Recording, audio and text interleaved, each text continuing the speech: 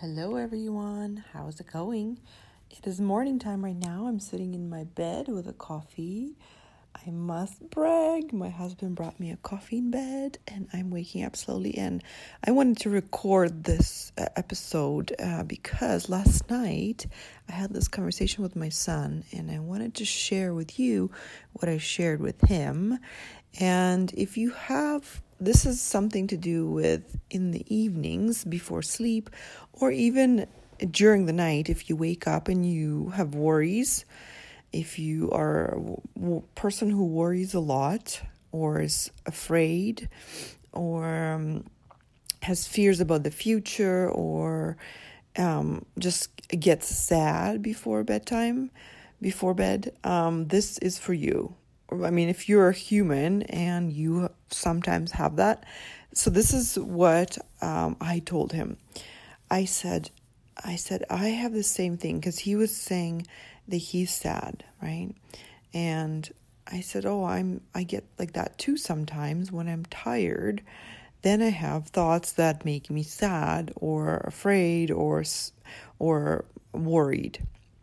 And so I said to him that you just have to get to know these thoughts that make you sad.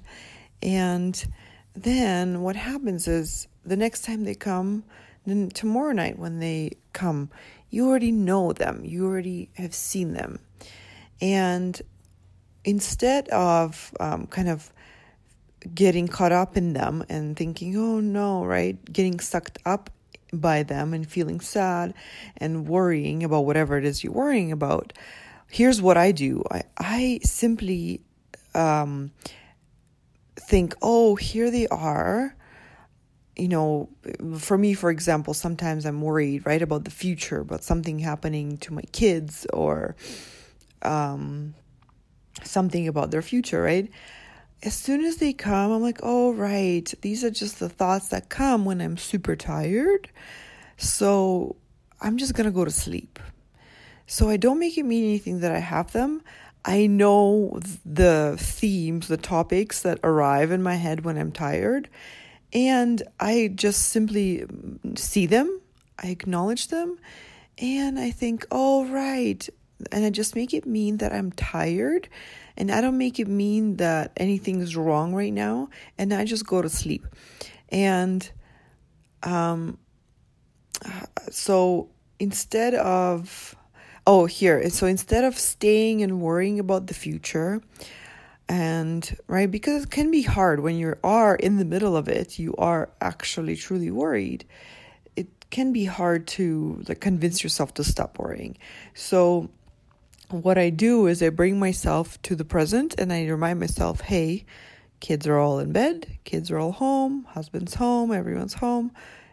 Right now, everything is good. And so I kind of use the argument that the facts, the evidence at hand, that everything's fine now. And that kind of puts my mind at ease. And I'm able to let go of that worry. So what I want to say is that this takes practice, okay? First, when we're starting out, like my son was saying, he tries to think something else. So he tries to avoid thinking the other thoughts. And I said, no, you have to get to know these guys because these are your friends. They will come back. And if you get to know them, what happens is the first night you acknowledge it. You're like, oh, right, I'm feeling sad because of this. The second night, the same thought will come, probably. Here, I am very sure, because from my experience, we have the same thoughts that come every day, the same fears, okay? The same kind of handful of them, 1, 2, 3, 4, 5. And so once you get to know them, then you see them for the second time, and you're like, oh, I know this one already. And by seeing it, it gives you a little bit of distance from it. You don't feel it as much. And then the third time it comes, then another night, you're like, oh, okay, it's the same one, right? Your reaction is like, wow, okay, it's the same one. And then another night it comes and you're like, oh, and then you find it comical almost. You're like, really? Again? I mean, I already addressed you, right? Like, why are you coming back again? But that's just how it is. It's our brain's so habitual. It's just wired to think the same things. So if you watch the thoughts that it thinks, you will find it entertaining that it's the same loop. It's the same thing at the same time.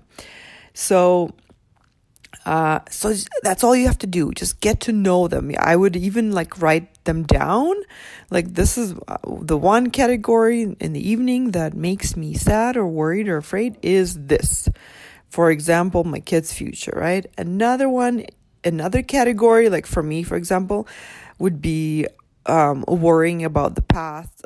Oh my gosh, that I did something wrong or I said something wrong. Why did I do it? Like going back in the past and trying to change that, right? So that would be category number 2 for me, like trying to change the past and worrying about what people think. Let me think about the third category. I can't think of it right now, but I'll tell you if I can think of it, right? But this is just, usually it's my children or my husband, right? Like kind of worrying that something will happen to him, stuff like that. So I get to know them. I get to know these topics, these themes that come up when I'm too tired before bed. And then they're my friends. They come, I see them, and I'm like, all right, these feelings of sadness or worry come when I'm too tired. When I'm not too tired, I don't feel that. So I've kind of come to this theory. I have a theory. When I'm too tired, I have these thoughts of sadness that come, and this is just a sign for me that I need to take myself to bed. And so that's what I told my son, and I think that I wanted to share that with you in case you have struggled with that too. You can use that anytime, right? And it doesn't mean anything, and anything bad about you. It doesn't mean that you're doing anything wrong. And I must tell you, everyone has those thoughts, right? How they react to them will determine their experience in the moment. Right? If you try to push them away, they will only get stronger and they will stay there way longer. But if you allow them to come up and you kind of acknowledge them, okay, I'm worried about this, and you allow the feeling, that's the other thing. You have to be willing to feel the feeling. Because just like my son, you probably don't really want to feel that sad or that scared. Right?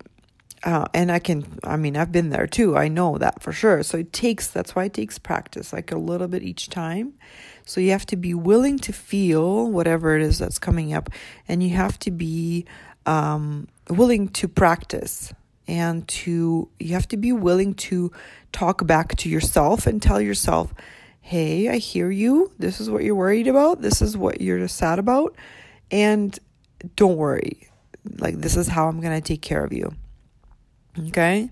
That's what I have for you today, guys. I think everyone faces this on some level, and some people deal with it by avoiding it, distracting themselves with entertainment, eating, drinking, exercising, anything, right? Just to keep those thoughts at bay.